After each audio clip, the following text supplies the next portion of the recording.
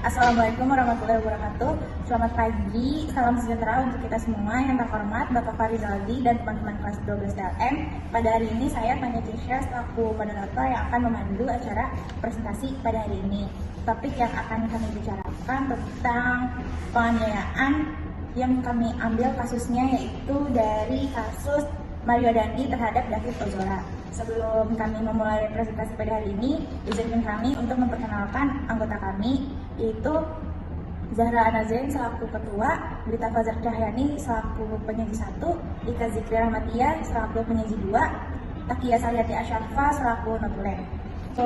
Untuk pembukaan akan dimulai oleh Ketua, kepadanya waktu dan tempat kami persilakan. Terima kasih atas waktu dan kesempatannya untuk moderator. Di sini saya selaku ketua akan memberi pemahaman terkait kasus penganiayaan. Tindak pidana penganiayaan merupakan perlakuan sewenang-wenang dalam rangka menyiksa atau menindas orang lain. Penganiayaan yang mendatangkan rasa sakit atau luka pada badan atau tubuh anggota badan orang lain merupakan tindak melawan hukum. Di sini saya akan mengambil salah satu kasus penganiayaan yang cukup ramai di Indonesia, yakni kasus penganiayaan Mario Dandi terhadap David Ozora.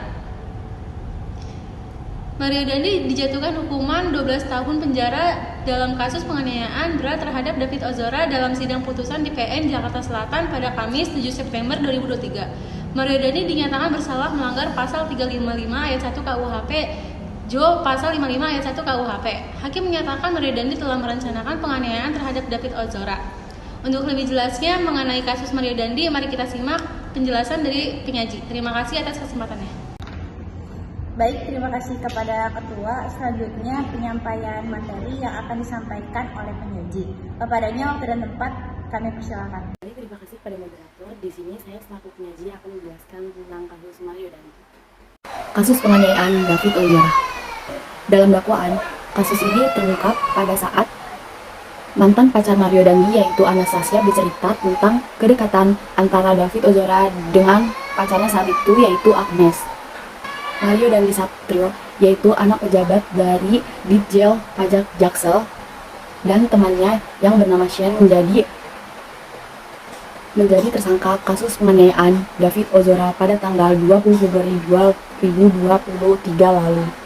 Kapolres Metro Jakarta Selatan mengungkapkan bahwa awal mula kejadian kasus kekerasan ini pada bulan Januari 2023.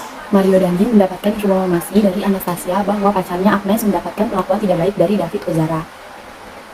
Mendengar informasi itu, David langsung melakukan konfirmasi kepada Agnes perihal informasi yang dia dapat dari Anastasia.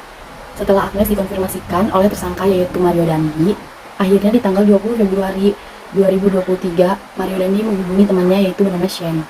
Kemudian tersangka Shane bertanya, "Kamu kenapa?" ujarnya. Akhirnya tersangka Mario Dandi emosi. Kemudian tersangka Shane langsung menjawab, "Kalau gue jadi lu, pukulin aja, itu parah Den," ujar si Shane. Selanjutnya Mario Dandi, Shane, dan Agnes menuju ke tempat David berada, yakni di kawasan Ulu Jami, Pesanggerahan, Jakarta Selatan. Dan kondisinya pada saat itu David tengah main di rumah temannya.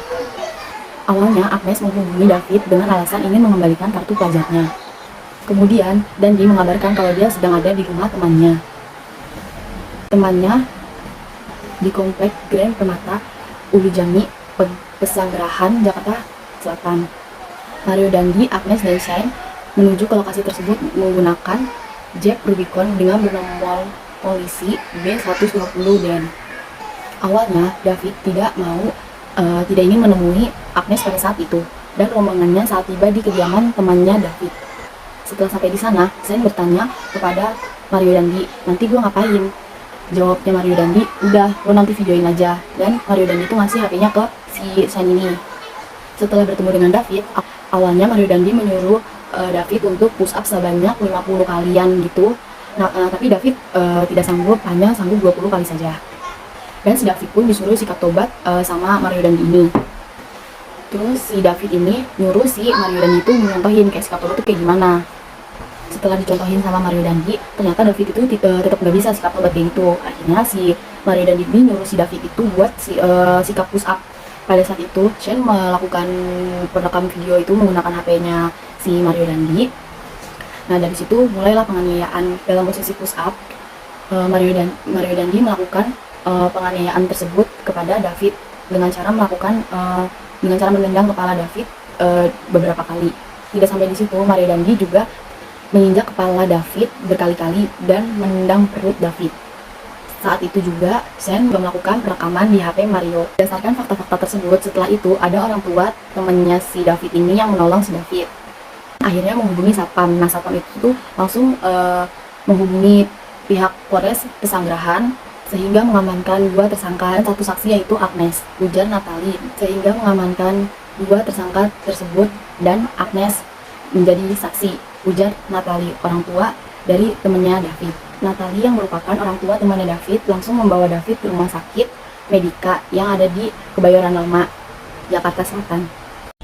Motif penganiayaan David Ozora, polisi telah mengungkap penganiayaan tersebut. Mario Dandi tersaut emosi secara Agnes yang disebut pacarnya mendapatkan perlakuan tidak senonoh oleh David Ozora.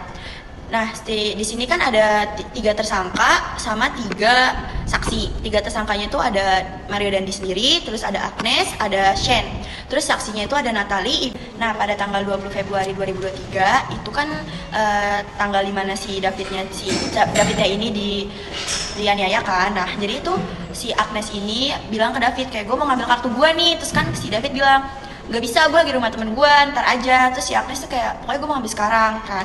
Si Agnes bilang tuh mau ngambilnya sama tantenya, nggak ada bilang mau ngambil sama si Mario Dandi sama Shane ini. Terus akhirnya karena si Davidnya mungkin gak enak apa gimana, ya udah akhirnya mau kan ketemu nih, nggak jauh jaraknya tuh 15 meter, kalau nggak 5 meteran dari rumah temennya si David ini. Situ kan ada mobil Rubicon ya, tau kan lah mobil Rubicon.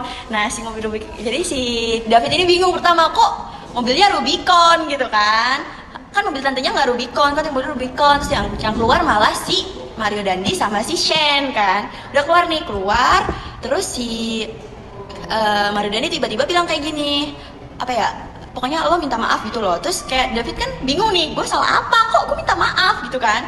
Terus karena David ini bingung, kayak gue nggak mau mempersulit gitu, ya udah akhirnya si Mario Dandi bilang lo push up, gue kan ngelakuin hal kayak olahraga gitu kan. Sampai akhirnya si David ini kena serangan dari belakang, ditendang dari belakang. Kalian tahu pasti videonya kan, itu dari belakang ditendang ditendang pokoknya dari belakang. Nah sampai gak sadarkan diri itu kan, jadilah koma gitu, penganiayaan si David koma. Nah jadi si pengacaranya David ini menuntut si Mario Dandi 12 tahun penjara karena dia melanggar pasal 355 ayat 1 KUHP, Jo 55 ayat 1 ke 1 mengenai berat yang dilakukan dengan rencana terlebih dahulu. Dandi terbukti bersalah melakukan tindak pidana penganiayaan dengan rencana terlebih dahulu. Jadi ya udah, Mario Dandi dikenai tindak pidana penjara 12 tahun. Baik, terima kasih kembali kepada penyaji. Selanjutnya saya persilakan kepada Notulen untuk menyampaikan kesimpulan. Kepadanya waktu yang keempat saya persilakan. Baik, terima kasih kepada moderator. Kesimpulan dari penyidikan terkait dengan adanya indikasi Mario Dandi merupakan niat jahat untuk menghabisi nyawa David Ozora. Terlebih yang dilakukan oleh Mario Dandi bisa mencelakai David Ozora, anak pengurus GP Ansor. Seperti diketahui perkembangan kasus penganiayaan yang dialami David Ozora terus menjadi perhatian publik. Usia penetapan 2 tersangka dalam kasus ini, kini pihak kepolisian mendalai terjadinya penganiayaan tersebut. Terlebih sebuah video viral diduga penganiayaan terjadi pun sudah ramai beredar di media sosial. Kondisi ini semakin membuka tabir tentang peristiwa kelam yang menimpa David malam itu. Ia tergeletak tak berdaya saat kaki Mario Dandi melayangkan tendangan bebas berkali-kali. Bahkan terdengar kata-kata ejekan Mario Dandi terhadap David. Polisi bilang terdengar teriakan free kick atau tendangan bebas seperti olahraga sepak bola saat Mario Dandi aniaya.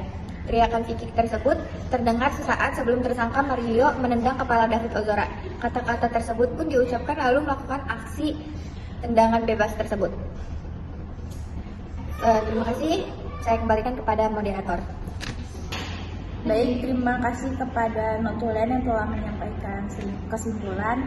Selesai sudah presentasi yang kami bawakan pada hari ini. Kurang lebihnya mohon dimaafkan. Wassalamualaikum warahmatullahi wabarakatuh.